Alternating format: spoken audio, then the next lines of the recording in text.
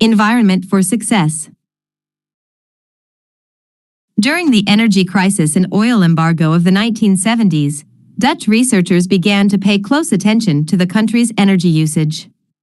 In one suburb near Amsterdam, they found that some homeowners used 30% less energy than their neighbors, despite the homes being of similar size and getting electricity for the same price.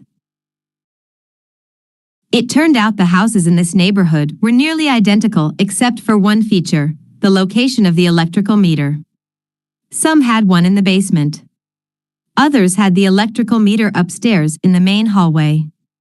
As you may guess, the homes with the meters located in the main hallway used less electricity. When their energy use was obvious and easy to track, people changed their behavior. Every habit is initiated by a cue, and we are more likely to notice cues that stand out. Unfortunately, the environments where we live and work often make it easy not to do certain actions because there is no obvious cue to trigger the behavior. It's easy not to practice the guitar when it's tucked away in the closet. It's easy not to read a book when the bookshelf is in the corner of the guest room. It's easy not to take your vitamins when they are out of sight in the pantry. When the cues that spark a habit are subtle or hidden, they are easy to ignore. By comparison, creating obvious visual cues can draw your attention toward a desired habit. In the early 1990s, the cleaning staff at Schiphol Airport in Amsterdam installed a small sticker that looked like a fly near the center of each urinal. Apparently, when men stepped up to the urinals, they aimed for what they thought was a bug. The stickers improved their aim and significantly reduced spillage around the urinals. Further analysis determined that the stickers cut bathroom cleaning costs by 8% per year. I've experienced the power of obvious cues in my own life. I used to buy apples from the store, put them in the crisper in the bottom of the refrigerator, and forget all about them. By the time I remembered, the apples would have gone bad. I never saw them, so I never ate them. Eventually, I took my own advice and redesigned my environment. I bought a large display bowl and placed it in the middle of the kitchen counter. The next time I bought apples, that was where they went, out in the open where I could see them. Almost like magic, I began eating a few apples each day simply because they were obvious rather than out of sight. Here are a few ways you can redesign your environment and make the cues for your preferred habits more obvious. If you want to remember to take your medication each night, put your pill bottle directly next to the faucet on the bathroom counter. If you want to practice guitar more frequently, place your guitar stand in the middle of the living room. If you want to remember to send more thank you notes, keep a stack of stationery on your desk. If you want to drink more water, fill up a few water bottles each morning and place them in common locations around the house. If you want to make a habit a big part of your life, make the cue a big part of your environment.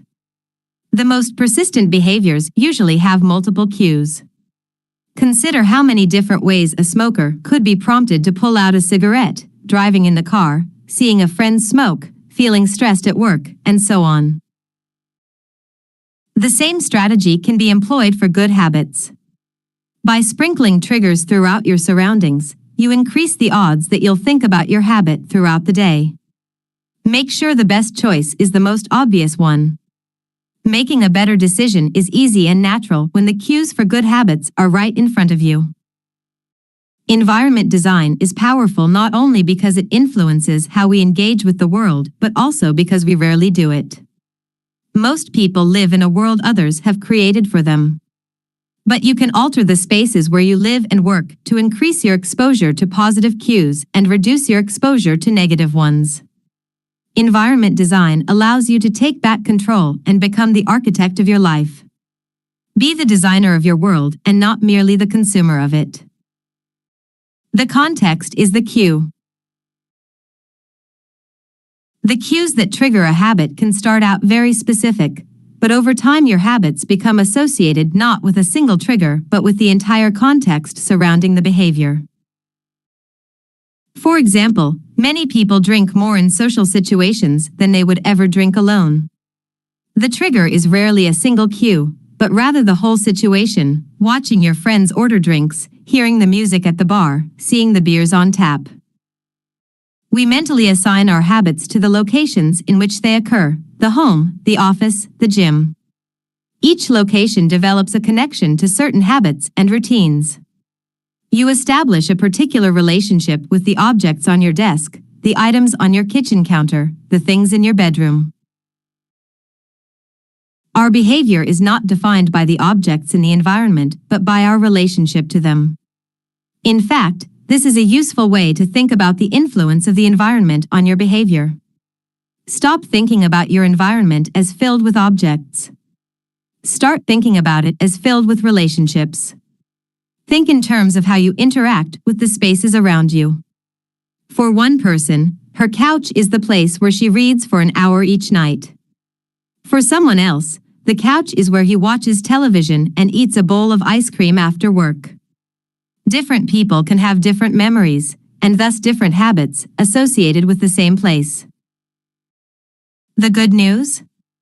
You can train yourself to link a particular habit with a particular context. In one study, scientists instructed insomniacs to get into bed only when they were tired. If they couldn't fall asleep, they were told to sit in a different room until they became sleepy. Over time, subjects began to associate the context of their bed with the action of sleeping, and it became easier to quickly fall asleep when they climbed in bed. Their brains learned that sleeping, not browsing on their phones, not watching television, not staring at the clock, was the only action that happened in that room. The power of context also reveals an important strategy: habits can be easier to change in a new environment. It helps to escape the subtle triggers and cues that nudge you toward your current habits. Go to a new place, a different coffee shop, a bench in the park, a corner of your room you seldom use, and create a new routine there. It is easier to associate a new habit with a new context than to build a new habit in the face of competing cues. It can be difficult to go to bed early if you watch television in your bedroom each night. It can be hard to study in the living room without getting distracted if that's where you always play video games. But when you step outside your normal environment, you leave your behavioral biases behind. You aren't battling old environmental cues, which allows new habits to form without interruption. Want to think more creatively? Move to a bigger room, a rooftop patio, or a building with expansive architecture. Take a break from the space where you do your daily work, which is also linked to your current thought patterns. Trying to eat healthier? It is likely that you shop on autopilot at your regular supermarket. Try a new grocery store. You may find it easier to avoid unhealthy food when your brain doesn't automatically know where it is located in the store. When you can't manage to get to an entirely new environment, redefine or rearrange your current one. Create a separate space for work, study, exercise, entertainment, and cooking. The mantra I find useful is one space, one use. When I started my career as an entrepreneur, I would often work from my couch or at the kitchen table. In the evenings, I found it very difficult to stop working. There was no clear division between the end of work time and the beginning of personal time. Was the kitchen table my office or the space where I ate meals? Was the couch where I relaxed or where I sent emails? Everything happened in the same place. A few years later, I could finally afford to move to a home with a separate room for my office. Suddenly, work was something that happened in here and personal life was something that happened out there. It was easier for me to turn off the professional side of my brain when there was a clear dividing line between work life and home life. Each room had one primary use. The kitchen was for cooking. The office was for working. Whenever possible, avoid mixing the context of one habit with another. When you start mixing contexts, you'll start mixing habits, and the easier ones will usually win out. This is one reason why the versatility of modern technology is both a strength and a weakness. You can use your phone for all sorts of tasks, which makes it a powerful device. But when you can use your phone to do nearly anything, it becomes hard to associate it with one task. You want to be productive, but you're also conditioned to browse social media, check email, and play video games whenever you open your phone. It's a mishmash of cues. You may be thinking, you don't understand. I live in New York City. My apartment is the size of a smartphone. I need each room to play multiple roles. Fair enough. If your space is limited, divide your room into activity zones, a chair for reading, a desk for writing, a table for eating. You can do the same with your digital spaces. I know a writer who uses his computer only for writing, his tablet only for reading, and his phone only for social media and texting. Every habit should have a home. If you can manage to stick with this strategy, each context will become associated with a particular habit and mode of thought. Habits thrive under predictable circumstances like these. Focus comes automatically when you are sitting at your work desk. Relaxation is easier when you are in a space designed for that purpose.